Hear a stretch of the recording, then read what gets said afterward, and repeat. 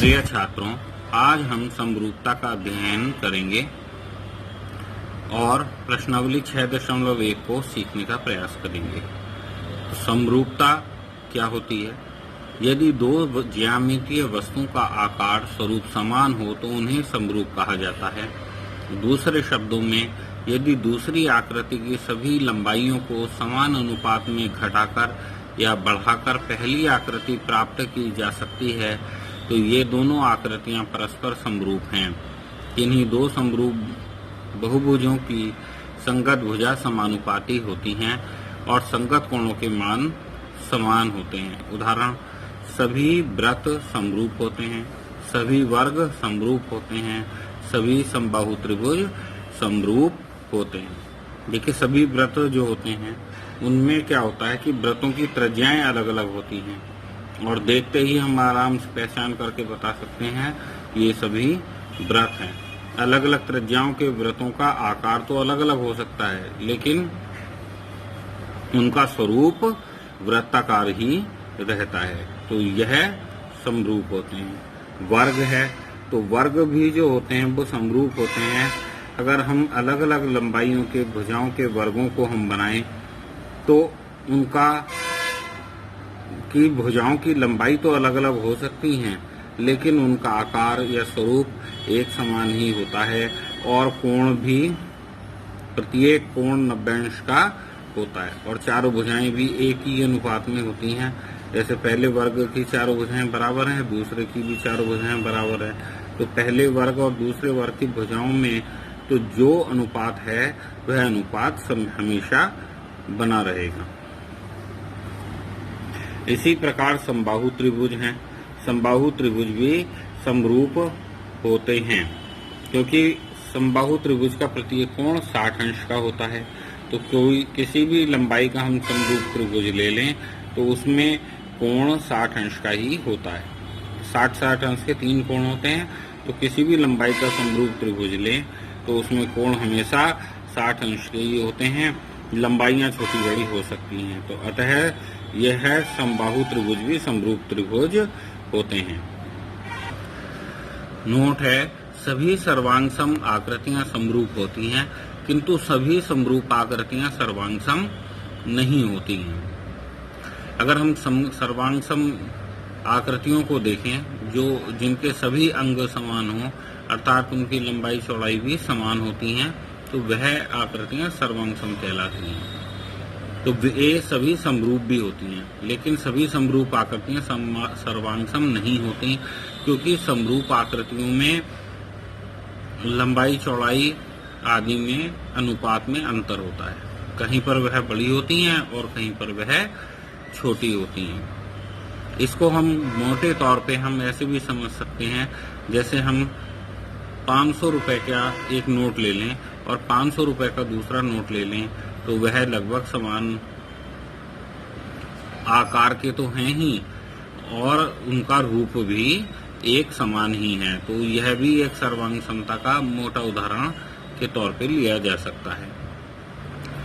अब इससे संबंधित है हमारी प्रश्नावली 6.1। इसमें पहला प्रश्न है, इस कोष्ठक में दिए शब्दों में से सही शब्द का प्रयोग करते हुए रिक्त स्थान भरिए। तो पहला प्रश्न है, सभी वृत्त डैश होते हैं। तो सभी वृत्त जो है समरूप होते हैं, सर्वांगसम नहीं होते क्योंकि वृत्तों की त्रिज्याएं अलग अलग होती हैं। तो जब तक उनकी त्रिज्याएं बराबर नहीं होंगी वे सर्वांगसम नहीं हो सकते। तो सभी वृत्त समरूप होते हैं, उनका स्वरूप एक समान होता है।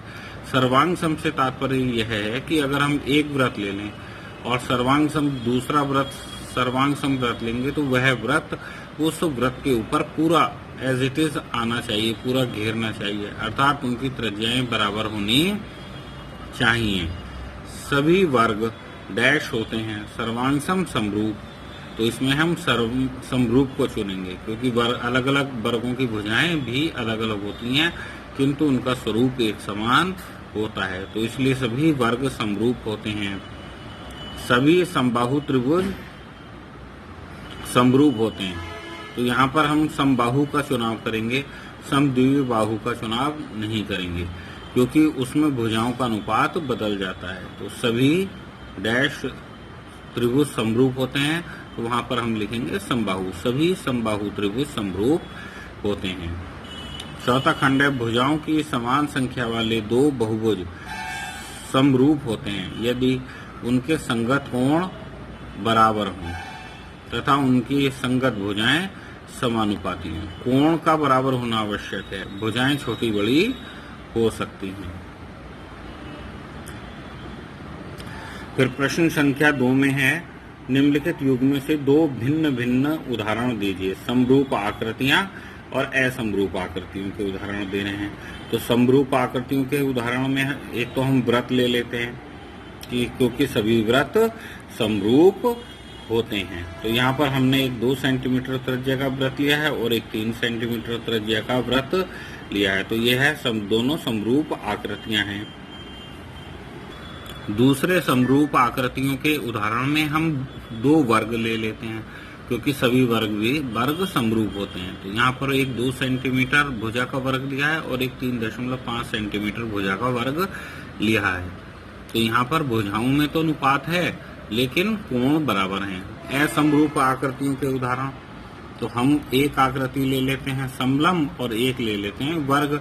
तो जैसे आप देखते ही हैं कि समलंब और वर्ग का आकार देखने में ही अलग अलग है। तो यह असमरूप आकृतियां हैं, अर्थात वे आकृतियां हैं जो समरूप नहीं हैं। दूसरे खंड में हम एक त्रिभुज और एक समांतर चतुर्भुज ले लेते हैं जो कि हरे रंग से दर्शाया हुआ है। यहाँ पर भी आप देखते हैं कि त्रिभुज और समांतर चतुर्भुज के आकार में या स्वरूप में बहुत ही भिन्नता है।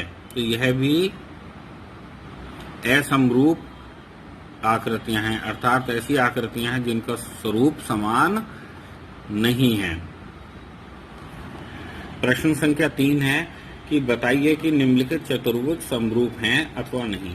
तो पहली आकृति एक समांतर चतुर्भुज है, 1.5 सेंटीमीटर का समचतुर्भुज है। इसकी चारों भुजाएं 1.55 सेंटीमीटर की हैं और कोण अलग अलग हैं। आमने सामने के सम्मुख कोण बराबर होते हैं समचतुर्भुज में।